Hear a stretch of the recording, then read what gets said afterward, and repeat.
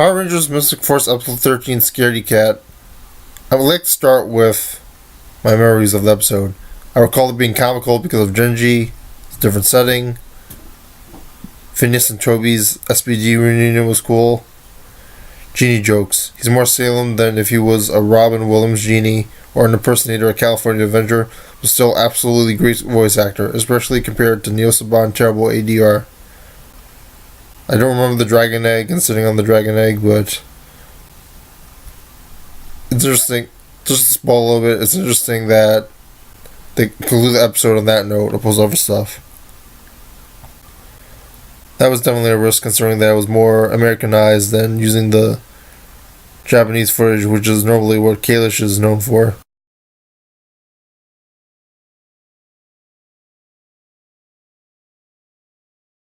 Some minor notes about Power Rangers Mystic Force Episode 13 Scaredy Cat. Not covering the major problem that I think the episode had, which is disappointing considering it was one of my favorite episodes of Mystic Force before. I actually don't recall Necrolai and the Mystic Force fighting over the cave, which could have been an homage to Mighty Morphin Power Rangers, and them fighting over the two items.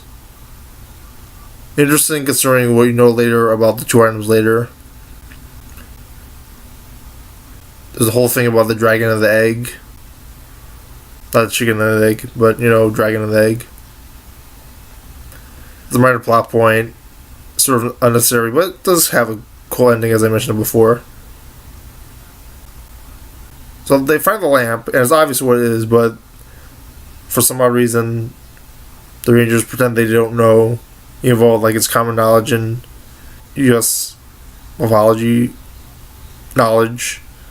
Like, this series was made by Disney, so people know about lamps. And they even play off how Genji is basically the Salem version from Sabrina the Teenage Witch of the genie from Aladdin. But again, new audiences, there's a bit of an age gap, 15 years, etc. I also don't get, later on they fight Empirix, and I don't get why Nick fighting Empirix talks about magic used to help people, because that's not really his character, and I don't understand why he would say that, opposed to like Madison or someone else, or a hero person like Vita or Chip. Empirix's response is great though, and his voice actor and the crew involved in that should be applauded for it. I don't really remember why Udon is not in the episode, but it gives a moment in the end, which is a bit forced, but it makes sense. They have really bad music when they fight Imperiax compared to the optimistic, well-used verses of the Zord fight scenes, which is weird. On to the main problem with the episode that really helped stop me from enjoying it as much as I recall.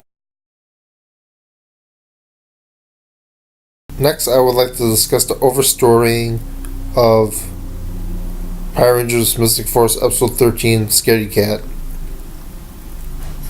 You always want as much content as possible, but you always want to make sure it's good content, and sometimes quantity comes over quality.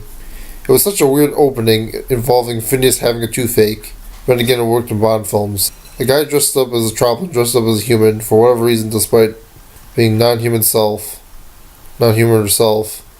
Lily doesn't notice, or too busy failing to take out the Power Rangers as if it were a Saturday morning cartoon.